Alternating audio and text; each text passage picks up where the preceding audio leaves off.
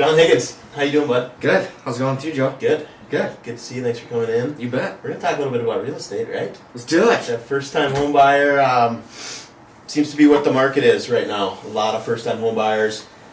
I'm finding real competitive offers are going a long ways. One thing our team kind of prides ourselves on is getting our offers accepted. You know, when there's 12 other offers, people are asking other agents, what's your trick? Why are you getting offers accepted? And one of them comes down to loan officers like yourself writing notes, writing good pre-approval letters, side emails to the listing agents, and then calling the listing agent and say, look, I know you got a lot of offers. My client's solid, and here's why. And we've run them through underwriting, and we've run them through not just automatic underwriting, but we've actually manually underwritten them. That goes a long ways. And I know like you've represented the buyer on a couple of listings of mine in the past, and we've gone with your offer because when all else is equal, we want to go with the one we know is going to close, and that's where reputation plays a big piece.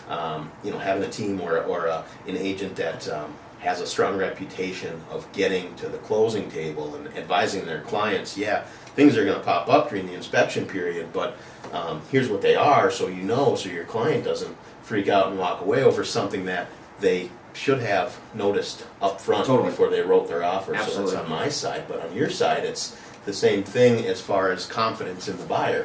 What are you guys doing differently? I know we've had success together, but you know plenty of other work with and for plenty of other buyers and real estate agents, and you're having success. Give us the scoop. Well, I mean, it's really kind of what you said initially, is setting expectations with the buyers up front and being in communication with the agents you're working with too, to make sure they understand what they're getting into.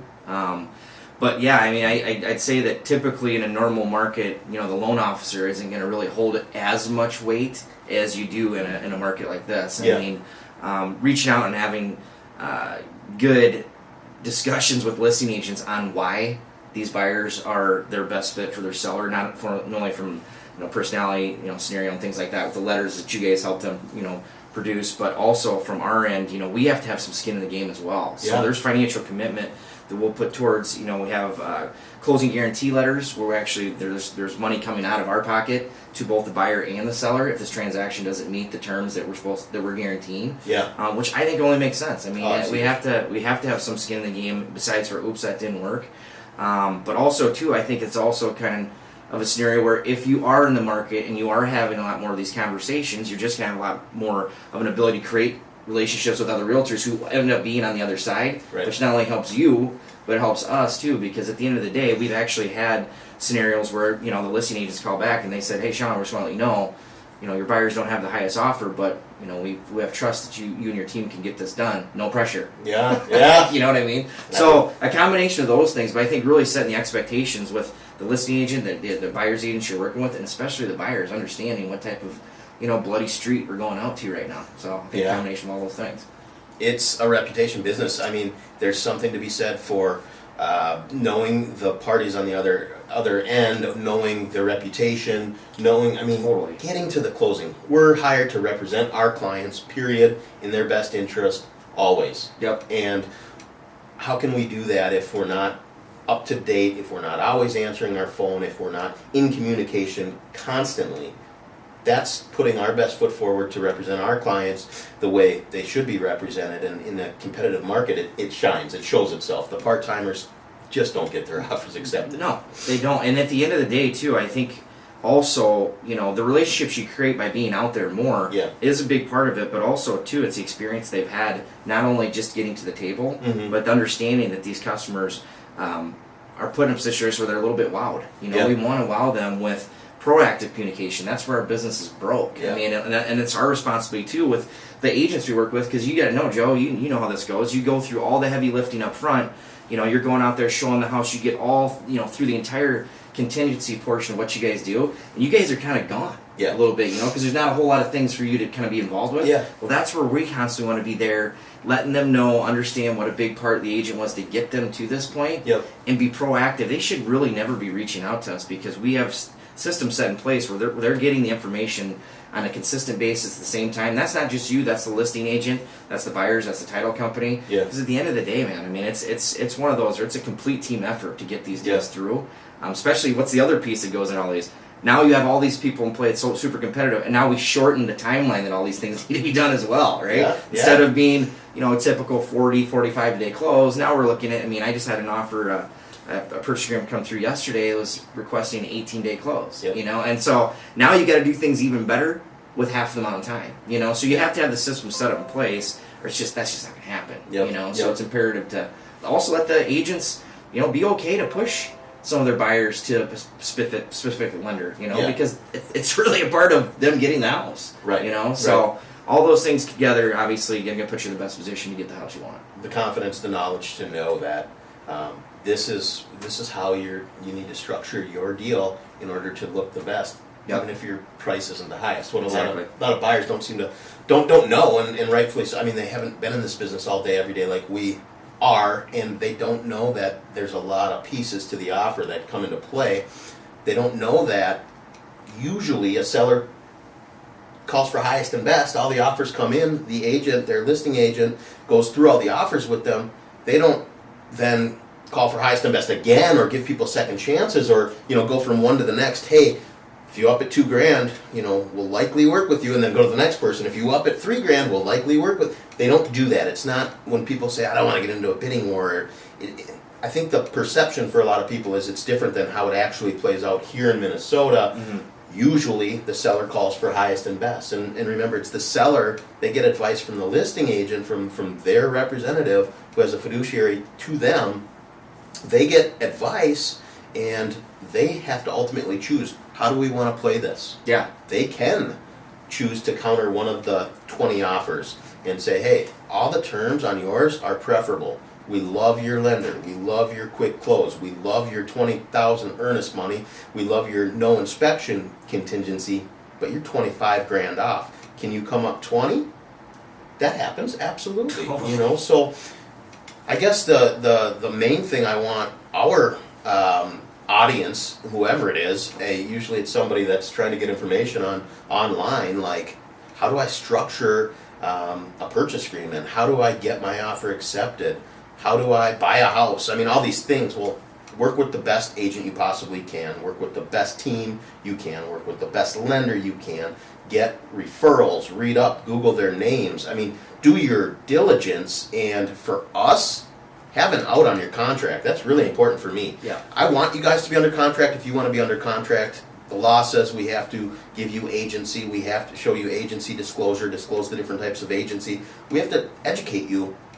But ultimately, if I put you under a contract where you're forced to work with me for a year and I don't hold up my end of the bargain, that's not what I want as a consumer at all. No. Like, I'm not that kind of consumer. Why would I do that for my clients? So if we do sign a contract, it says on there, seller or buyer can cancel this contract at any time for any reason. That's me putting my money and time where my mouth is. If I don't show up, if I don't answer my phone, if my guys on my team, my partners, the agents that just work buyers on my team, so that there's always somebody available to show you that house when it hits the market, the second it hits the market, and to be looking and trying to find that house before it hits the market, which we'll talk about in a little bit. Right. That's the importance, I think, of a buyer choosing the right team. Now, from your standpoint, you want to give them the best of all worlds. You want to give them the best rate, the lowest closing cost, the best service. And how do you guys do that? Aside from being affiliated with, your company is incredible and known for that, but what do you do as a team and as a leader? That's another thing. I'm glad you went down that, because this is another thing I see right now a lot with people is they're looking for discounted services, right? Mm-hmm. There's a lot of online. There's a lot of information online. It's great. It's great initially for people, because I think our buyers and our sellers are definitely coming to the table more educated. Yep. Unfortunately, at the end of the day, too, sometimes I guess what we want to make them understand is that your job and my job is to protect them from themselves as well. Yeah. And when I say that is, if you look at all the things that need to happen, we just talked about, have all these strategic partners, to have all these systems in place to make sure that someone's always there to answer these questions. That doesn't happen for free, right? We have to pay people to make sure they're always in those spots.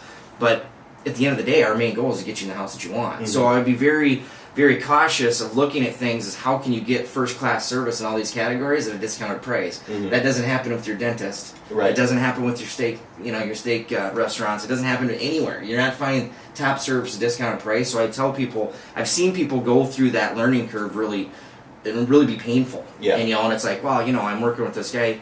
He's sending me all this stuff, but it gets the negotiation part. There's really not much we can do there. It's like, well, you got to have someone that's pot committed to making sure you want in this place. So our goal again is always to be super competitive on pricing, but at the same time, we always want to give expectations. Tell people, say, hey, we aren't going to always be the lowest. You know, and the reason we're not the lowest is that's a piece of the entire transaction altogether. But at the end of the day, for us to have all these other pieces that simultaneously go together to put you in the best position possible to get in the home. Unfortunately, all those can't all be there and also have the lowest price, right? Yeah.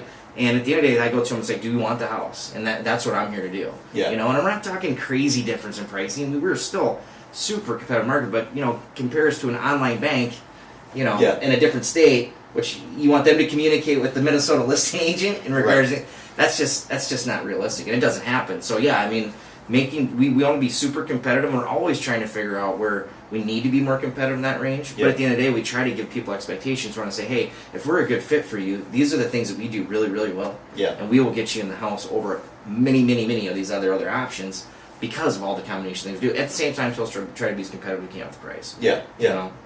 It's huge. People don't know what they don't know is something I hear a lot and I feel a lot. It's like they don't know that they would have got their offer accepted had they not been using an out-of-state lender. Yeah. They don't know that out-of-state lender, when they said their closing costs were $2,200, they didn't include the prepaid homeowners insurance, the Minnesota tax. So comparing apples to apples, I always have that conversation. Yeah. I love to help buyers also analyze the differences between lenders and get good faith estimates and get things in writing and get their commitments and the rates change every day too. Totally. Multiple times a day. So especially now. Here's a trick I see, and tell me if I'm just if I'm off here, but what I see is lenders talking to buyers before the buyer has found a house, before the buyer has anything under contract.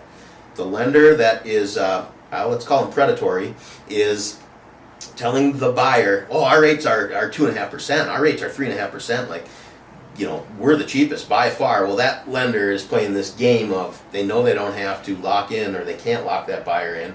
They know that buyer's probably going to come back to them because their rate was so great. Yeah. They're playing this game. Is that just me? It happens all the time. Yeah, I see. And it drives me crazy because it is one of those where like the nice, honest guy finishes last in that category. And here's something that we've talked about. We just implemented recently is that we have talked to our investors and we've looked at the scenario of what we call shop or lock while you shop. Okay. Right? Okay. Yeah. So typically you normally have the scenario where you can't lock an interest rate to have a property tied to it, right? Yeah. And to combat against some of that other stuff that's going on there that you're talking about, because it's so hilarious to me, because I'm like, that wasn't available 6 months ago. And then the loan officer's mind, they're going, well, I don't have to commit to anything because I don't have a house, right? Exactly. And then when it comes back, I can talk about what's happened since then, even if it was 3 days, right? Yep. So we came up with a scenario. It wasn't just me, Sean, but it was like AMEC in general came up with a scenario where we call lock while you shop, so you can actually lock your rate before you find a house. Oh. Now there is an upfront fee for it because obviously when we lock a rate, that's us committing that we're going to deliver a loan to a specific investor. Yeah.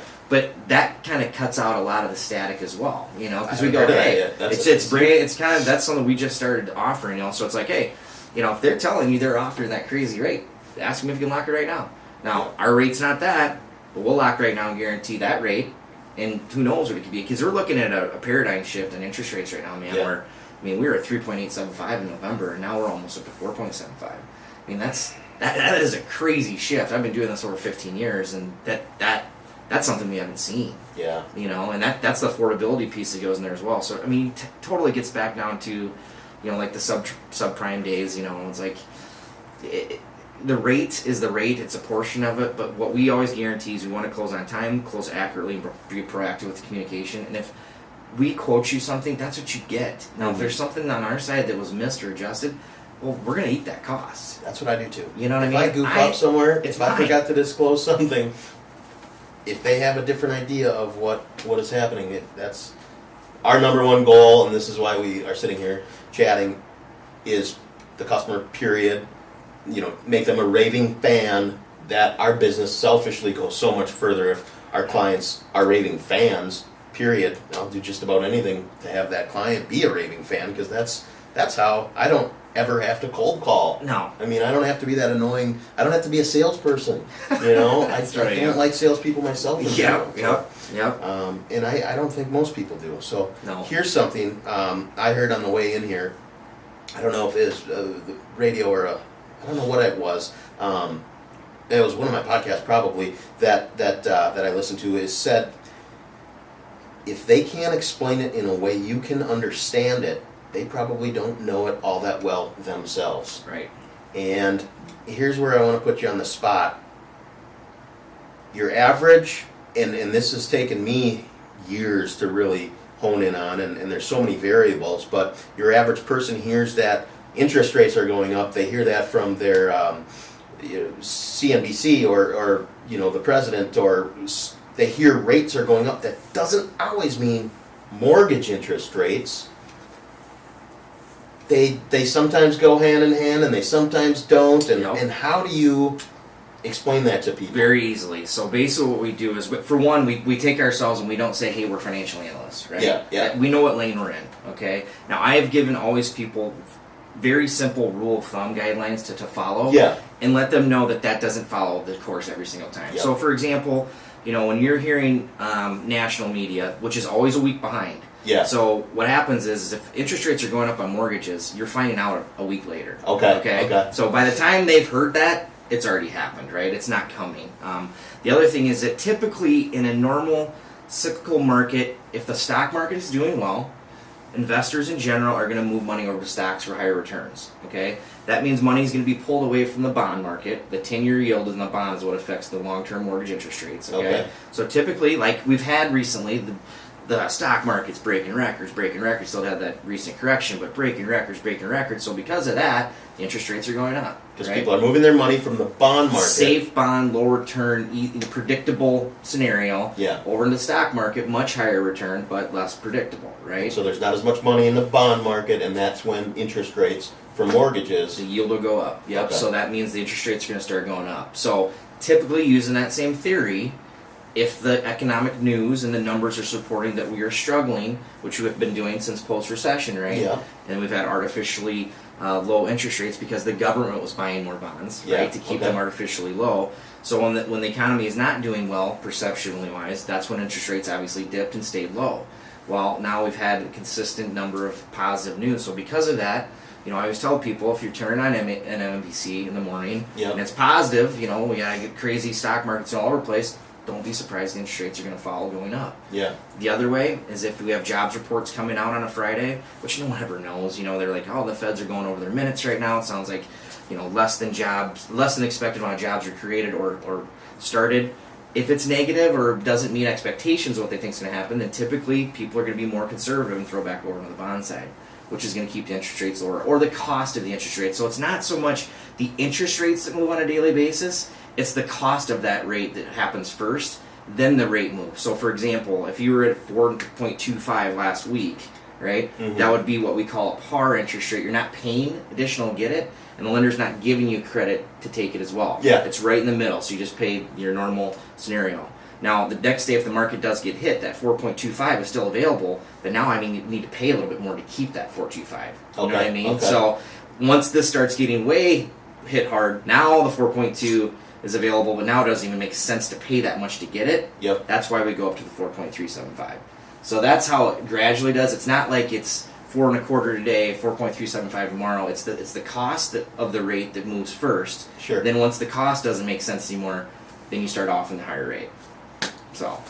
And so it is there are a lot of moving parts. It is very complicated. It allows the sharks to come in and confuse you or speak to certain the salespeople that are just trying to get your business can use these different scenarios to say, oh yeah, we can get your rate at 3.75 and leave out the fact that you have to pay $5,000 to get that. Absolutely. It's unfortunate, but that's where it's like, look, learn as much as you possibly can so that you're not taken advantage of. have people that you know and trust that can help guide you, that aren't in it for the almighty dollar. They're in it with a business plan that is so common sense to me. It's like, do right by people. Oh, and You also feel the good. agent too. Yeah. The agent, if you have a lender that's involved, the agent can hold the lender accountable as well. I mean, Yeah. now you got two people. Yeah. You know, because at the end of the day, if it's you, Joe, right? Absolutely. It's like, Higgins, we got to make sure that this is, if they there's just another level of accountability. And if you take that relationship out, that's what we're talking about. I mean, I'm be chaos. very cautious of who I refer and if I refer, because I could be the best agent in the world, do everything so great, but if the person, whether it's a contractor, a closing company, a lender, insurance agent, if I give a referral and that person doesn't live up to the expectations that I set, that reflects on me, and all of a sudden it might not matter how great I was in my thing if I referred them somebody bad. So Totally. I don't take these kind of sit downs lightly either. I'm associating myself with who I feel is among the best, and there's others out there that are great, just like there's plenty of real estate teams out there that are great. But then there's others that are it's just all about perception and looking like the biggest, looking like the best, and in reality, some of these agents and teams, it's just all show. I mean, it is all show. Yeah, it is all marketing to make themselves look like they're the best, they're the biggest, they're gonna give their client an advantage because of, so be careful. I always like to find that happy medium when I'm as a consumer. I like to go with the people that have the best reputation, that I trust, that are the best price, that give the best value. I want the end result, and how I get there is I do my research, and I analyze all the moving parts, and I get referrals, and then I have to see for myself. I have to meet people face to face, and I have to test them. I have to. Yeah. I tell people, call my cell phone multiple times, different times a day. Call whoever you're interviewing. See how many times they answer. In this business, that is the key. Totally. Period.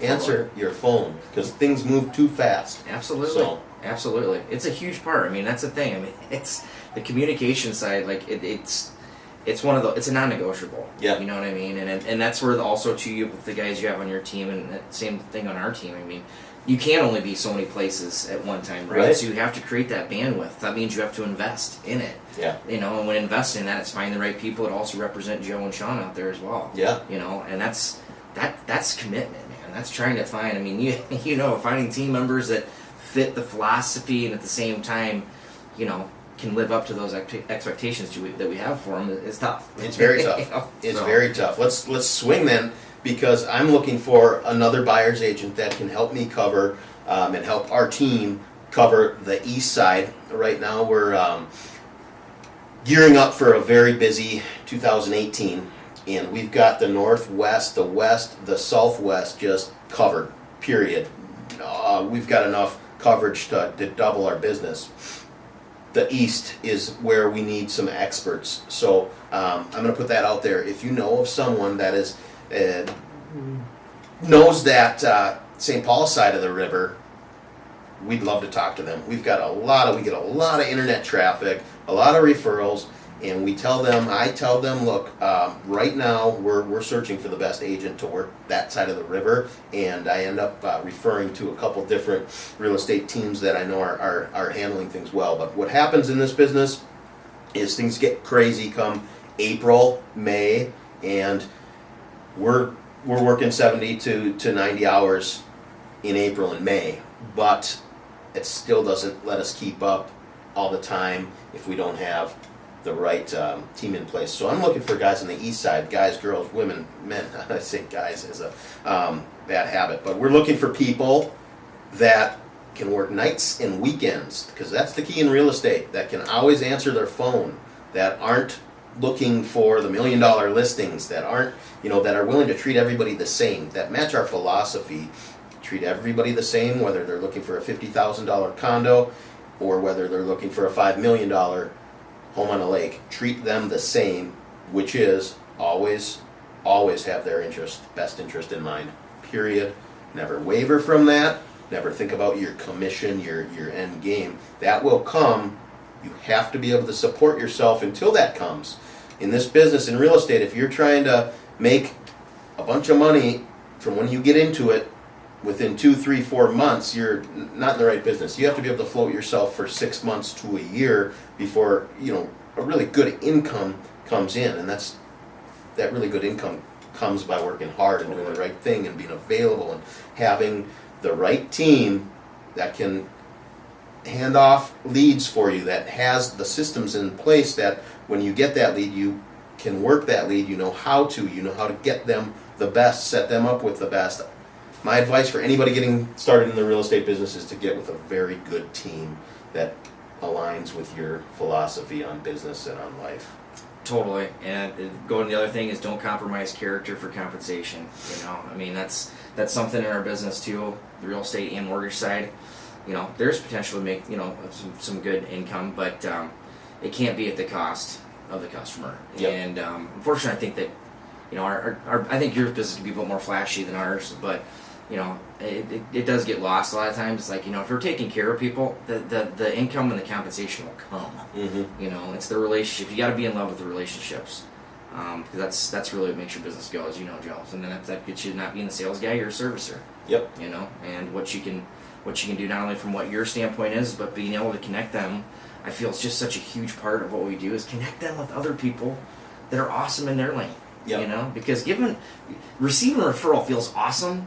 Giving one that works out feels way better. Yeah. You know, so figuring out how you can do that is I think is another big tip that can help, you know, generate getting out the door. Well, and when somebody puts their name on the line by referring someone to me, I take that seriously. Oh, yes, I handle absolutely. that myself. I don't even, you know, let my most trusted partners handle it. If they're referring somebody to me, that's who they're going to get. Exactly. When I list a property, I'm the team listing specialist. I'm a marketing geek, and I just love that, and I can use the systems that I have in place for marketing to I can handle 10 to 20 listings and not compromise a thing because of those systems and the money I pay for marketing my properties, both through ads but also organically. The years and years of getting the media company in place and getting the different avenues of social media, of internet. I mean,